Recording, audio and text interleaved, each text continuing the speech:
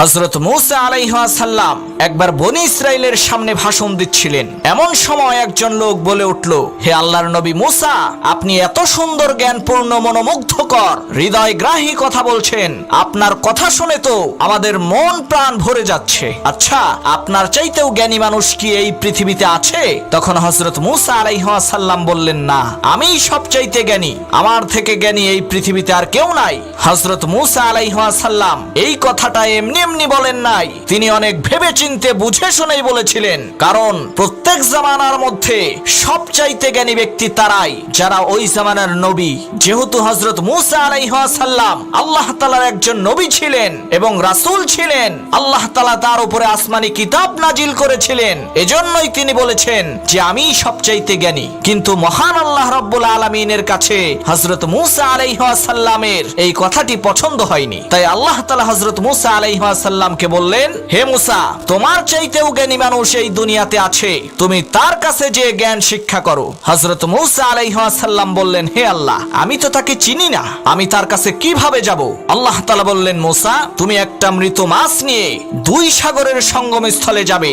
দুইটি সাগর যেখানে মিলিত হয়েছে সেখানে গেলেই তোমার সেই মাছটি হারিয়ে যাবে, আর সেখানেই তুমি আমার সেই বান্দাকে খুঁজে পাবে। হযরত মূসা আলাইহিস সালাম আল্লাহ তাআলার কথা মতো তার ব্যাগের মধ্যে একটি মৃত মাছ নিলেন এবং তার সঙ্গী হিসেবে হযরত ইউশা ইবনে নুন আলাইহিস সালামকে সাথে নিয়ে দুই সাগরের সঙ্গম স্থলে পৌঁছাবার জন্য যাত্রা শুরু করলেন। তারা দুইজন মিলে সাগরের পার ধরে হাঁটছেন, আর মূসা আলাইহিস সালাম তার খাদেমকে বলছেন, ওয়াইদ ক্বালা মূসা লিফাতাহু লা আবরাহু হাত্তা আবলুগা মাজমাআল বাহরাইনি আও আমদি হুকুবা। দুই সাগরের সঙ্গম স্থলে পৌঁছানোর আগ পর্যন্ত আমি আমার সফরকে শেষ করব না, অন্যথায় আমি যুগের পর যুগ ধরে, বছরের পর বছর ধরে চলতেই থাকব।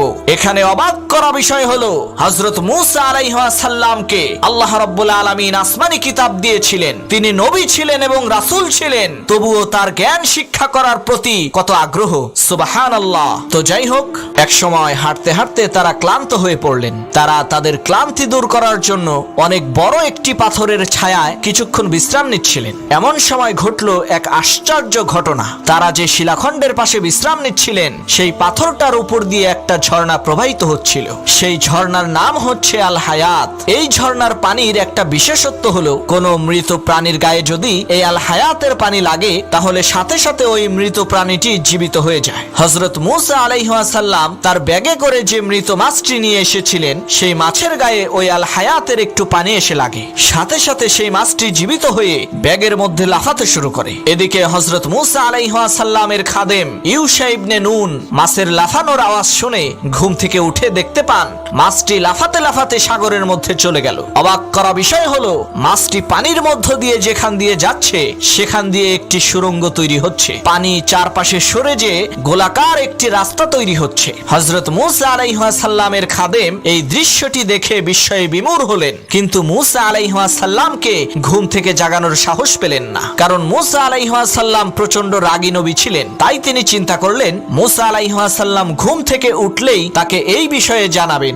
কিন্তু মূসা আলাইহিস সালাম যখন ঘুম থেকে উঠলেন, তখন সেই খাদেম মূসা আলাইহিস সালামকে এই আশ্চর্য ঘটনাটি বলতে ভুলে গেলেন, যার কারণে তারা দুজনে আবার সামনের দিকে রওনা করলেন। অনেক দূর যাওয়ার পর মূসা আলাইহিস সালাম তার খাদেমকে বললেন, আজকের সফরে তো আমরা ভীষণ ভাবে ক্লান্ত হয়ে পড়েছি, ব্যাগ থেকে আমাদের নাস্তা বের করো, আমরা কিছু খাওয়া দাওয়া করে নিই, ইনশাআল্লাহ এতে করে আমাদের ক্লান্তি কিছুটা দূর হবে। হযরত মূসা আলাইহিস সালাম এই কথা বলার সাথে সাথে তার খাদেম বলে উঠল, হুজুর, আমরা যে পাথরের পাশে বিশ্রাম নিচ্ছিলাম সেখানে একটা আশ্চর্য ঘটনা ঘটে গেছে। আমি আপনাকে সেই ঘটনাটা বলতে চেয়েছিলাম, কিন্তু শয়তান আমাকে ভুলিয়ে দিয়েছে, তার জন্য বলতে পারি নাই, দয়া করে আপনি আমাকে ক্ষমা করবেন। মূসা আলাইহিস সালাম বললেন, কি ঘটনা ঘটেছে? তখন খাদেম বললেন, হুজুর, আমরা যখন ওই শিলাখণ্ডের পাশে ঘুমিয়েছিলাম, তখন আমাদের ব্যাগে থাকা সেই মৃত মাছটি জীবিত হয়ে আশ্চর্যজনক ভাবে লাফাতে লাফাতে সাগরের মধ্যে সুড়ঙ্গ তৈরি করে চলে গেছে। হযরত মূসা আলাইহিস সালাম সাল্লাম তখন বললেন, আরে আমরা তো ওই জিনিসটার খোঁজেই ঘর থেকে বের হয়েছি, তুমি আমাকে এই কথাটা আগে বলবা না? তখন তারা দুজন তাদের পদচিহ্ন অনুসরণ করে আবার সেই শিলাখণ্ডের কাছে চলে আসলো। তারা সেখানে এসেই দেখতে পেলেন একজন লোক চাদর মুড়ি দিয়ে বসে আছে, আর তিনি হচ্ছেন হযরত খিজির আলাইহিস সালাম, যাকে মহান আল্লাহ রাব্বুল আলামিন তার নিজের পক্ষ থেকে কিছু বিশেষ জ্ঞান দান করেছিলেন। হযরত মূসা আলাইহিস সালাম হযরত খিজির আলাইহিস সালামকে সালাম দিলেন। খিজির আলাইহিস সালাম বললেন, আমার এই ভূখণ্ডে শরীয়তের সালাম আসলো কোন জায়গা থেকে? তখন মূসা আলাইহিস সালাম বললেন, হুজুর আমি মূসা। খিজির আলাইহিস সালাম বললেন, কোন মূসা? বনি ইসরাইলের মূসা নাকি? তখন হযরত মূসা আলাইহিস সালাম বললেন, হ্যাঁ আমি বনি ইসরাইলের মূসা। খিজির আলাইহিস সালাম বললেন, আপনি আমার কাছে কি মনে করে এসেছেন? তখন মূসা আলাইহিস সালাম বললেন, হুজুর মহান আল্লাহ রাব্বুল আলামিন আপনাকে যে বিশেষ জ্ঞান দান করেছেন, আপনি কি দয়া করে আমাকে সেই অফুরন্ত জ্ঞান থেকে কিছু শিখাবেন? তখন খিজির আলাইহিস সালাম বললেন, হে মূসা আমি তো আপনাকে শিখাতে পারবো, কিন্তু আপনি শিখতে পারবেন না। তার কারণ হলো মহান আল্লাহ রাব্বুল আলামিন আপনাকে দিয়েছেন এক ধরনের জ্ঞান আর আমাকে দিয়েছেন আরেক ধরনের জ্ঞান, যার কারণে আমি যদি কোনো ভালো কাজও করি আপনার মনে হবে আমি খারাপ কাজ করছি। আপনি আমার সাথে থেকে ধৈর্য ধারণ করতে পারবেন না, আর যেই বিষয়ে আপনার কোনো ধরনের কোনো জ্ঞান নেই সেই বিষয়ে আপনি কিভাবে ধৈর্য ধারণ করবেন? তখন মূসা আলাইহিস সালাম বললেন, ক্বালা সাতাজিদুনি ইনশাআল্লাহু সাবিরান ওয়া লা আসি লাকা আমরা। হুজুর ইনশাআল্লাহ আপনি আমাকে সবরকারী হিসেবেই পাবেন এবং কোনো ব্যাপারেই আমি আপনার হুকুম অমান্য করব না, আপনি যা বলবেন আমি তাই শুনবো। তখন খিজির আলাইহিস সালাম বললেন, ক্বালা ফাইন ইত্তাবা'তানি ফালা তাসআলনি আন শাইইন হাত্তা উহদিস লাকা মিনহু যিকরা। হে মূসা আমি ভালো মন্দ যাই করি না কেন আপনি আমাকে কোনো ধরনের কোনো প্রশ্ন করতে পারবেন না। এই শর্ত যদি আপনি মেনে নেন তাহলেই শুধুমাত্র আপনি আমার সাথে আসতে পারবেন। হযরত মূসা আলাইহিস সালাম বললেন, মঞ্জুর, আপনার শর্ত আমি মেনে নিলাম।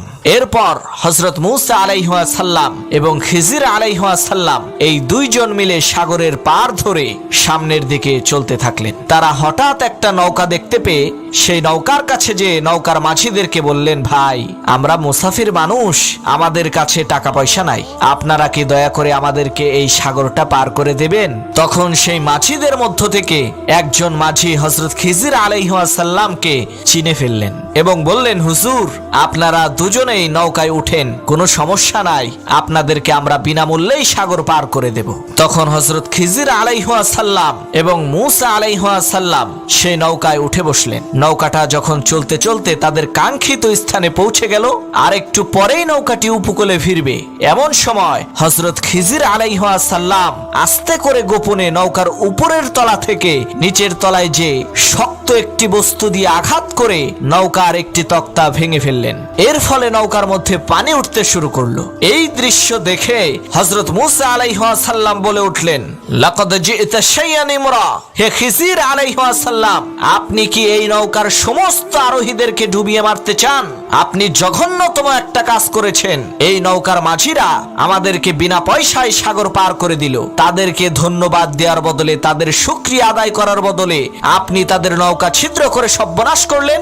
আসলেও আপনি একটি গর্হিত কাজ করে ফেলেছেন। তখন খিজির আলাইহিস সালাম বললেন, ক্বালা আলাম আকুল ইন্নাকা লান তাসতাতিআ মাইয়া সাবরা। হে মূসা আমি না তোমাকে আগেই বলেছিলাম তুমি আমার সাথে সবর করতে পারবে না, কারণ আমার যে জ্ঞান আছে তোমার সেই জ্ঞান নাই, আবার তোমার যে জ্ঞান আছে সেই জ্ঞান আমার নাই। তখন মূসা আলাইহিস সালাম খিজির আলাইহিস সালামকে বললেন, ক্বালা লা তুআখিযনি বিমা নাসিত ওয়া লা তুরহিকনি মিন আমরি উসরা। হুজুর ভুল চুকের জন্য আমাকে পাকড়াও করবেন না, আমার ব্যাপারে আপনি কঠোর নীতি অবলম্বন করবেন না, মেহেরবানি করে আমাকে ক্ষমা করে দিন। হযরত খিজির আলাইহিস সালাম ক্ষমা করে দিলেন। এরপর তারা নৌকা থেকে নেমে সামনের দিকে আবার রওনা করলেন। তারা দেখতে পেলেন মাঠের মধ্যে অনেকগুলো ছেলে মেয়েরা খেলাধুলা করছে। সেই ছেলে মেয়েদের মধ্য থেকে একজন ছেলে দেখতে খুবই সুন্দর, অন্য সবার চাইতে সেই ছেলেটি সুদর্শন এবং অত্যন্ত বুদ্ধিমান। হযরত খিজির আলাইহিস সালাম সেই সুন্দর বালকটির কাছে যে সেই বালকটিকে ঘাড় মটকে হত্যা করলেন। এই দৃশ্য দেখা মাত্রই হযরত মূসা আলাইহিস সালাম বলল, লাকাদ জি'তা শাইআন নুকরা। আপনি জঘন্যতম একটা কাজ করেছেন। এই নিষ্পাপ মাসুম বেগুনা বাচ্চাটাকে আপনি কেন হত্যা করলেন? সে কি কোনো অপরাধ করেছিল? তার কি কোনো দোষ ছিল? এই নিকৃষ্ট আর জঘন্য সাংঘাতিক কাজটা আপনি কিভাবে করতে পারলেন? তখন খিজির আলাইহিস সালাম বললেন, ক্বালা আলাম আকুল লাকা ইন্নাকা লান তাসতাতিআ মাইয়া সাবরা। আমি না তোমাকে আগেই বলেছিলাম তুমি আমার সাথে সবর করতে পারবে না? হে মূসা, আমি তোমাকে আগেই বলেছিলাম আমার যে জ্ঞান আছে সেই জ্ঞান তোমার নাই, তোমার যে জ্ঞান আছে সেই জ্ঞান আমার নাই, তুমি কখনোই আমার সাথে ধৈর্য ধরতে পারবা না। তখন মূসা আলাইহিস সালাম বললেন, ক্বালা ইন সাআলতুকা আন শাইইন বা'দাহা ফালা তুসাহিবনি ক্বাদ বালাগতা মিন লাদুন্নি উযরা। হুজুর, আমাকে ক্ষমা করে দিন।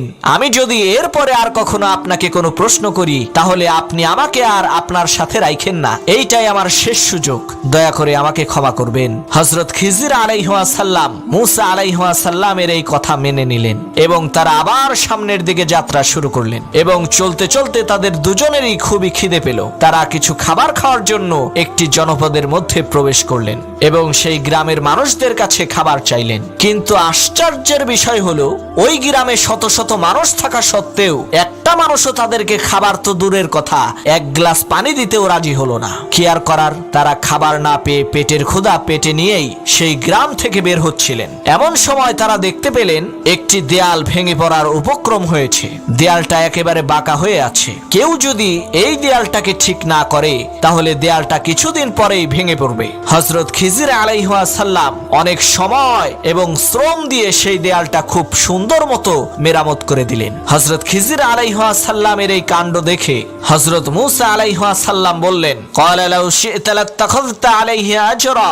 হুজুর, আপনি চাইলে তো এই কাজের জন্য পারিশ্রমিক নিতে পারতেন। এটা এমন একটা কৃপণ সম্প্রদায় যাদের কাছে আমরা খাবার চেয়েছিলাম, কিন্তু এই জনপদের একজন মানুষও আমাদেরকে খাবার দিতে রাজি হলো না। তাহলে কোন ধরনের কোনো পারিশ্রমিক ছাড়া, কোনো টাকা পয়সা ছাড়া কি কারণে আপনি এই জালিম সম্প্রদায়ের এই ভাঙা দেয়াল ঠিক করে দিলেন? এই দেয়ালটা ঠিক করার কি প্রয়োজন ছিল? তখন খিজির আলাইহিস সালাম বললেন, ক্বালা হাযা ফিরাকু বাইনি ওয়া বাইনিকা সাউনাব্বিউকা বিতা'বিল মা লাম তাসতাতি আলাইহি সাবরা। হে মূসা, এখন থেকে তোমার রাস্তা আর আমার রাস্তা আলাদা হয়ে গেল, কারণ আমি তোমাকে যেই শর্ত দিয়েছিলাম তুমি তোমার শর্ত ভঙ্গ করেছো। এখন আমি তোমাকে সেই ঘটে যাওয়া তিনটি ঘটনার ব্যাখ্যা বলে দেব, যেই ঘটনাগুলোর উপরে তুমি ধৈর্য ধারণ করতে পারো নাই। প্রথম ঘটনাটির ব্যাখ্যা হলো, আমি যে নৌকাটিকে ছিদ্র করেছিলাম সেই নৌকাটি হলো কয়েকজন গরিব অসহায় লোকের নৌকা। তারা এই নৌকার উপার্জন দিয়েই জীবিকা নির্বাহ করে, তাদের সংসার চালায়। কিন্তু এই নৌকাটি যেই ঘাটে এসে নোঙ্গর করেছিল সেই ঘাট থেকে একটু দূরেই এক জালিম বাদশা তার সৈন্যবাহিনী দিয়ে অবৈধভাবে মানুষের প্রত্যেকটা ভালো নৌকা যুদ্ধে যাওয়ার জন্য জোর করে নিয়ে নিচ্ছিল।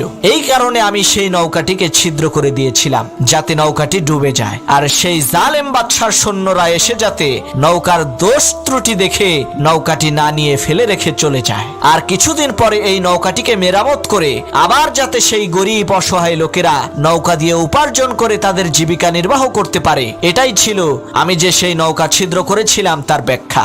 আর যেই বাচ্চাটিকে আমি হত্যা করেছিলাম তার মা বাবা ছিল খুবই ভালো মানুষ, নেককার পরহেজগার আল্লাহওয়ালা খোদাভীরু মানুষ। কিন্তু মহান আল্লাহ রাব্বুল আলামিন আমাকে জানিয়ে দিয়েছেন যে এই বাচ্চা ভবিষ্যতে নমরুদ আর ফিরাউনের মতো পৃথিবী বিখ্যাত কাফের হবে, আল্লাহ তাআলার সাথে নাফরমানি করবে, মা বাবার সাথে নাফরমানি করবে, তার জান্নাতি মা বাবাকে জাহান্নামে নিয়ে যাবে। এ কারণে মহান আল্লাহ রাব্বুল আলামিন আমাকে হুকুম দিয়েছেন যে এই বাচ্চাকে তুমি হত্যা করো। এই বাচ্চার বদলতে আমি আল্লাহ ওই বাচ্চার মা বাবাকে ওর চাইতে অনেক জ্ঞানবান, অনেক সুন্দর আর অনেক সুদর্শন নেককার সন্তান দান করব। মূসা, তুমি কি মনে করেছো আমি এই সব কাজ নিজের ইচ্ছাই করেছি? কখনোই না। এই সমস্ত কাজ আমি মহান আল্লাহ রাব্বুল আলামিনের ইচ্ছায় করেছি, আল্লাহ তাআলার হুকুমে করেছি।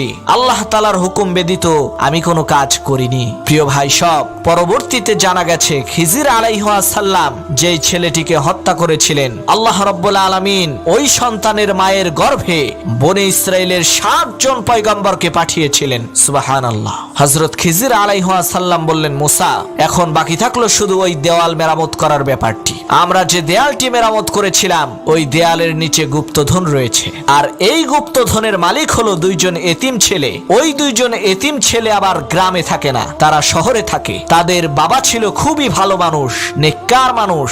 তাদের বাবা ইন্তেকালের আগে তাদের দুজনকে বলে দিয়ে গেছে যে অমুক গ্রামে অমুক দেয়ালের নিচে তোমাদের জন্য গুপ্তধন রেখে দিয়েছি, কিন্তু সেই গুপ্তধন তোমরা এখনই বের করতে যেও না, যখন তোমরা বড় হবে তখনই বের করবে, না হয় তোমাদের সেই গুপ্তধন তোমাদের আত্মীয় স্বজন অথবা তোমাদের পাড়া প্রতিবেশীরা জোরপূর্বক তোমাদের কাছ থেকে ছিনিয়ে নেবে। হযরত খিজির আলাইহিস সালাম বললেন, হে মূসা, মহান আল্লাহ রাব্বুল আলামিন আমাকে ওই দেওয়ালটা মেরামত করার জন্য হুকুম করেছেন, আমি নিজের ইচ্ছায় মেরামত করিনি, আল্লাহ তাআলার হুকুমে করেছিলাম, কারণ মহান আল্লাহ রাব্বুল আলামিন ওই নেককার লোকের সম্পদকে হেফাজত করতে চেয়েছিলেন।